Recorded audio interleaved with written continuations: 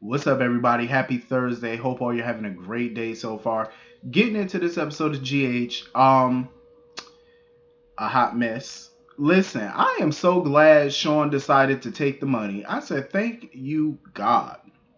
But he was smart because he took the money, but he added another, some more zeros to it. I said, that's what I'm talking about. Because you know me, if you ain't got no bargaining chip, you really gotta take what you can get. And Sean really didn't have no bargaining chip. Like Nicholas just wanted this to go away. So Nicholas was willing to negotiate and he upped the price. I believe Sean got $1 million now. I could be wrong, but I think it is 1 million. I was like, shit, take that money, Sean. Take it. And after he wrote the check and after I cashed the check, I'm gonna come back and whoop your ass though, because you did have me sitting in jail for 6 years. I would make sure I cash that money first, because you can't just whoop his ass and take the check, because then he could just get his cell phone and call the bank, cancel the check, then you fucked. So cash that check first, whoop that ass later. That's what I would have did, because he still need an ass whooping for that. Um, but yeah, I'm glad he took the money because it was smart. Sean really didn't have anything on Nicholas. Like he had a bunch of circumstantial evidence that a prosecutor and the cops were not going to take seriously. They were not going to look into that, because why would they even attempt to investigate or prosecute a case that really doesn't have any physical evidence to it? And they have no physical evidence. And he keeps saying that he wants justice for Hayden. Hayden doesn't even want justice for herself. Like, she's known for years now that Nicholas had her shot and she's done nothing about it. She never tried to have him prosecuted for it. So who gives a shit at this point? Um, if Hayden wanted justice, she could have been had justice a long time ago, and Sean could have been got out of prison a long time ago. But nope, she used it to her advantage to get her some money, and I think Sean needs to do the same thing. So now he's basically accusing Nicholas of killing Naomi Dreyfus, and Nicholas was like, "I didn't have her killed." He said, "No, I didn't." And Sean almost believed him too. He was like, "I almost believe you. I believe Nicholas. I believe Nicholas had nothing to do with that." Um, because Nicholas later called Victor and left a voicemail for him asking Victor if he had something to do with the death of Naomi Dreyfus. So clearly Nicholas had nothing to do with that. Because if Nicholas had something to do with it, he would have never called Victor asking Victor about it. You know what I'm saying? Especially if you already know the answer to the question. I'm just saying. Um, so I'm looking forward to seeing what Sean is going to do now that he's $1 million richer. Like, what is he going to do with that money? What business is he going to start with it? Because I definitely think he should take the money and just start over. You know what I'm saying? You got your freedom. You got money now to where you could do whatever you want to do. You know what I mean? Start new. Start fresh. Start something. You know what I'm saying? Let this whole who shot Hayden case go. Because at this point, Nicholas ain't going down for it. So you might as well take the money and go do what you got to do. Um, so anyway, moving on from that, Ned done came up in Ava's art gallery or whatever.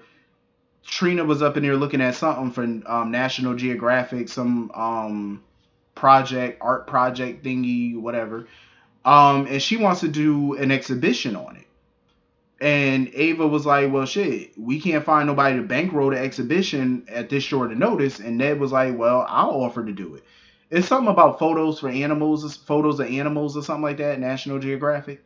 Um, so Ned was like, he's willing to underwrite it or whatever, because Olivia's a big animal fan or whatever. Like, she loves animals, so he'll underwrite it. He'll write a check for it, donation basically, and he'll put it in Olivia's name. And he was also there to buy some art for Olivia for her office.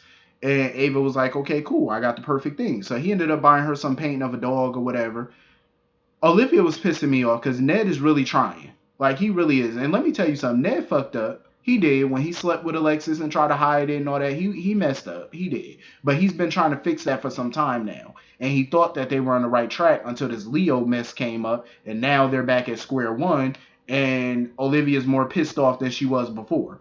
Um, so of course Olivia's all drunk at the Metro Court, and Robert pop up and whatnot trying to talk to her, and she's whining and complaining about her marital issues, talking about how her and Ned don't talk to each other, they talk at each other. My thing is, Olivia, that's your fault that y'all talk at each other, because he does talk to her. You know what I'm saying? He does try and make her understand why he thinks something wrong with Leo and stuff, and she keeps getting mad about it. She keeps getting mad, talking about, "Well, I want a divorce, I want this, I want that." Like, what is your issue, woman? And she's sitting here talking about some um if she suspected something was wrong with her son, of course she would have got, him an appointment with a specialist or whatever. You're in denial. That's the problem. You don't think there's anything wrong with your son, but everybody else around you think there is. Your stepdaughter sees issues with him. Your husband sees issues with him. Chase, when he was living there, saw issues. Like, all these people saw issues. Austin saw issues, and he's a doctor. The other specialist that they mentioned, he saw issues, and he's a specialist. They all saw issues but you, because you're in denial about it. You don't want to believe it. That's the problem. She don't want to believe there's something wrong with her son. And even Robert was sitting here telling her that Ned has Leo's best interest at heart. He would never say or do anything that would hurt Leo. Like, if he notices things about him, maybe you ought to listen. You know what I mean? And she's sitting there talking about, oh, things with me and Ned are not like how things are with her and Robert. Talking about Robert actually listens to her. And this fool tried to kiss him. Talking about Robert was like, no, we're just friends. She was like, nah, we're more than just friends. I said, oh, hell into the no. And at that point, Ned walked right on up in there with that pain. I said, damn, he done saw y'all kiss. And of course, Ned got angry as shit, punched Robert to the ground. Now, Ned, I understand you're upset, but don't hit him. Don't hit him. Go confront your wife. Now, I'm not saying, of course, he should be hitting his wife. Of course you should. But I'm saying go confront her. Ask her what the hell is going on. Don't take it to Robert. You know what I'm saying? Don't go hitting Robert now. Before you can find out what's really going on. And Olivia sitting there talking about Robert doesn't have to explain anything to Ned. Talking about we've been separated for over a year. I was like, yo, this chick is wild. Olivia has really lost her step. Like, she really has lost her mind. Um, so Ned was like, I thought we were trying to fight for our marriage. And she was like, oh, you're kidding yourself if you think that. Right then and there, I'm glad Ned dropped that painting and he walked out. He basically told her, I bought you this painting as a gift to fix our marriage, to help try and fix our marriage. And she looked at the painting and started running out crying because she saw what it was. Once she said that to him, though, that he's kidding himself about them fixing their marriage, if I was Ned, I would have did just like this in her face. I would have took that wedding band right off in her face and threw it on that table. Since I'm kidding myself, Ned need to let her go. Let her go. She told you in your face that she wanted a divorce. Now she's telling you that you're kidding yourself about y'all getting back together, basically. Let her go, Ned. You have done everything you can, bro. Let that thing go. Let her go. Out with the old and get something new. Because you ain't got to be dealing with this. Like, yeah, Ned messed up, but he's been repenting ever since. And he's been trying to fix it ever since. And Olivia's been acting a fool ever since. So let her ass go. Let her go. Go find you a good lawyer. Go file for divorce. Sign the papers.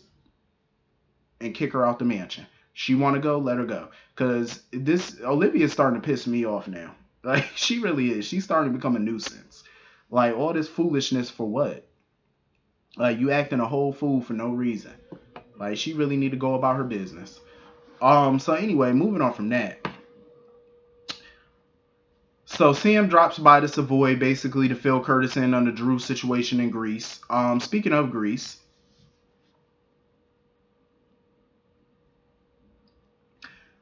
why are we not getting a continuation about what the hell's going on with Drew and Jason and the guns being pointed at each other? Why are they not picking that up? That should have been picked up the very next day, and they didn't. And we're not seeing it again today. I want to know what the hell going on up there. Like, who pulling the trigger? What's the conversation up there? Like, I want to know. Like, what are y'all doing? Like, I understand we got other stories going on, but that's major right there. Like, you just left it on a cliffhanger and them just pointing guns at each other and Jason putting the gun down. Like, we're not going to get a follow-up to that? I'm just like, when are we getting that follow-up? Tomorrow? Like, the next day? Like, what are we doing? That should have been the very next follow-up the next day. Like, I'm just saying, they got to fix it. So yeah, she was basically giving Curtis the rundown of that or whatever, letting him know, what's going on. And that she don't know what to say to Scout. In my opinion, you ain't got to say nothing to Scout. Scout's too young to know all of this stuff and what's going on and all that. Just don't say nothing about it, in my opinion. And Portia basically was telling her, like, you're the parent. You control the narrative of what you say to your child. You know what I'm saying? At this point, I wouldn't say nothing. She's too young, to be knowing all this, so let it go. until you get further information. So of course Dante come up in there because he's on official police business. He had dropped by the hospital earlier because somebody done beat Joey Novak ass. And Dante was asking Curtis where he was all night because he know that they had a little altercation or whatever that same night. But I'm like, somebody done beat Joey Novak to the point where he almost died. I said, who the hell fucked him up? And then I started thinking about the guy Marshall. Because I'm like, Marshall was the last person to appear with him. But I said, you mean to tell me this old man whooped your ass like that? See, Joey Novak ain't shit. How you some big mob boss? I'm the head of the Novak family. But got your ass whooped by an old man. You and your boy. Because he was with his guard, his henchman or whatever, his associate. So I'm like, both of y'all got your ass beat by this old fella? Really now? I'm like, Jason already done whooped your ass before. Now you getting beat by old folk? Yeah, you need to quit. You need to get out the mafia. This business ain't for you, sir. It ain't. You get your ass beat by the elderly? Would he hit you with a bedpan? He got fucked up by an old ass man. Like, what is wrong with you? Bruh, Joey Novak is sad. He is a sad individual. By an old man? He beat you to the point of death? Damn near dying? Sir, you are not mob boss material. Like, what the what? I'm sorry. His uncle would be rolling over in his grave. This is who's the head of the family. So anyway, Dante was asking Curtis a bunch of questions about that. Curtis was like, I don't know shit about that. He was like, I was at the club all night, even after closing, because he was there with Portia. And he was like, I got camera footage to show. But you know, Dante did give him a warning. He was like, even if Joey Novak don't come back, another mobster may. Like, he was just letting them know how the underworld work. And I agree, because with the type of business Curtis has, that nightclub, that's a cash business. You know what I'm saying? And mobsters do like businesses like that. You know, to use as fronts and stuff like that. So even if Joey doesn't come back, you might have another problem down the line. So be careful. And I do agree with Dante on that. Like, you have to be careful. So anyway, moving on from that. I don't know why Alexis is wasting her breath on Spencer at this point. Like, Spencer dropped by, you know, Spring Ridge or whatever to drop off Esme. He bumped into Alexis. I don't know why Alexis keep wasting her voice. Like, for years she has tried to advise Nicholas not to go to that Cassadine dark side. Now she feels like Nicholas is. She feels like she can't save Nicholas. Maybe she could talk some sense into Spencer. She's wasting her breath because Spencer is not going to stay away from Nicholas at this point. He feels like he needs that money. You know what I'm saying? He needs his money or whatever. And the only way he feels he's going to do that is to get back in good graces with his father. But Alexis was trying to tell him money ain't everything. And I kind of agree with that. Money really isn't everything. Like, in my opinion, you shouldn't sell your soul for it. You know what I mean? Like, definitely not. And I think she's just trying to teach Spencer something. Because remember, Alexis is self-made. Like, her law career helped her build up her money. You know what I'm saying? She didn't have Cassadine money. She worked her way up by herself, you know what I'm saying, through her own ambition and stuff like that. And I think that's what she wants from Spencer. Build his own fortune up, build your own money, you know, instead of taking the Cassadine money. And one day he'll get the trust fund that his mother left him, because, you know, he's definitely entitled to that, because, you know, I would take it. You know, get your trust fund money and stuff like that, but, you know, just keep working and working and working to build yourself up and get your own fortune, so that way you don't need the Cassadine money, you know. I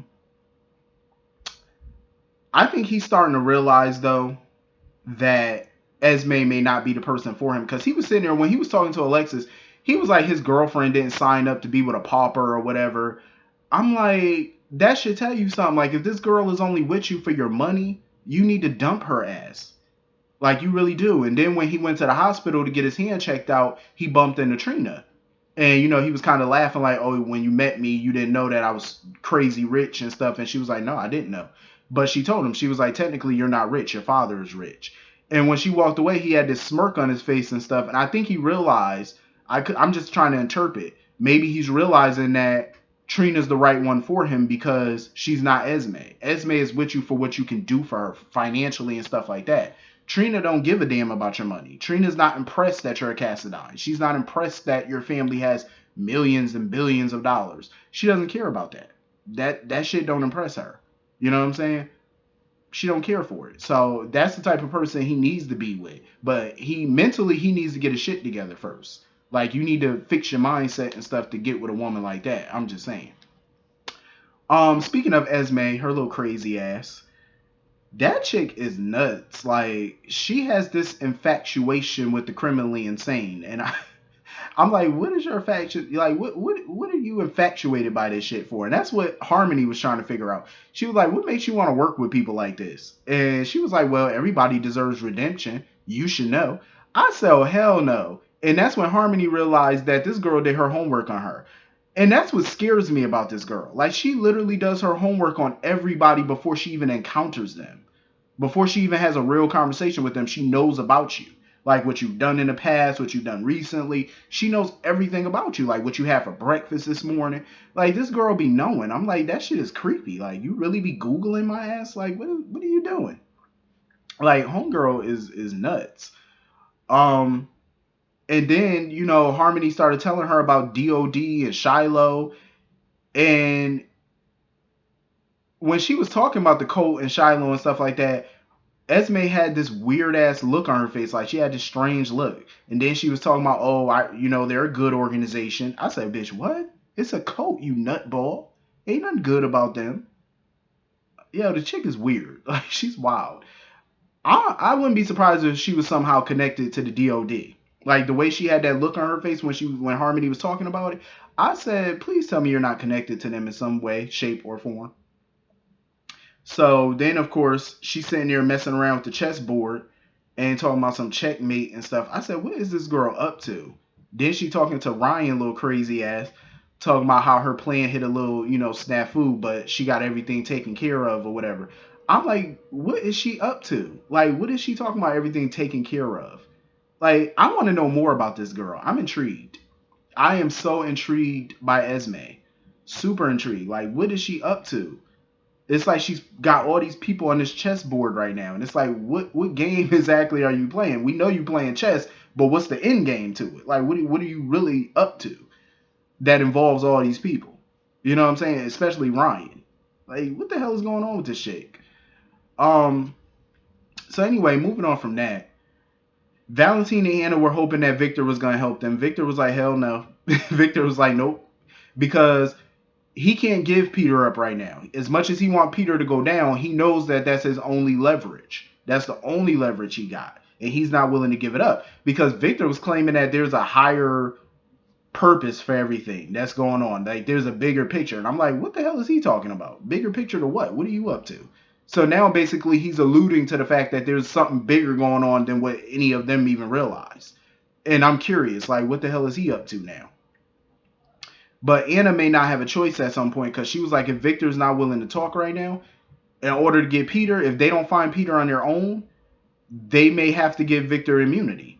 As much as Valentine would hate for them to do it, they might not have a choice. It may be their only way of getting to Peter if Victor don't talk. But that's why I bring up Maxie. It's like they should go to Maxie and see if they can use her as bait because Peter has an obsession with that girl. And usually when somebody's obsessed with somebody, that's their vulnerability. Like, look at what they did with Cyrus. Cyrus's mother was his Achilles heel. And they used that to their advantage to neutralize him for the moment. You know what I mean? I think they should do that with Maxie. Talk to Maxie, get her permission, and see if you can use her as bait. Because as long as she's around, Peter wants her. Like, he's obsessed with her. Use it. It could be his downfall because that's usually how you get rid of villains. Whatever their vulnerability is, that's how you take them down. Maxie is where he's vulnerable. Take his ass down that way. Just come up with a good plan to where Maxie's secure enough. You know what I'm saying? Like where she's protected. So that way she's not harmed. If they do that, you get him. Just in case Victor doesn't, his information doesn't pan out. Smart way to go, in my opinion. I mean, yeah, every plan has their flaws, but right now I would use that if they can. Talk to Maxie at the very least. So anyway, that was pretty much the whole episode. Hit the comment section. Let me know what you guys thought about it. I will see all of you later. Have a great day. Peace.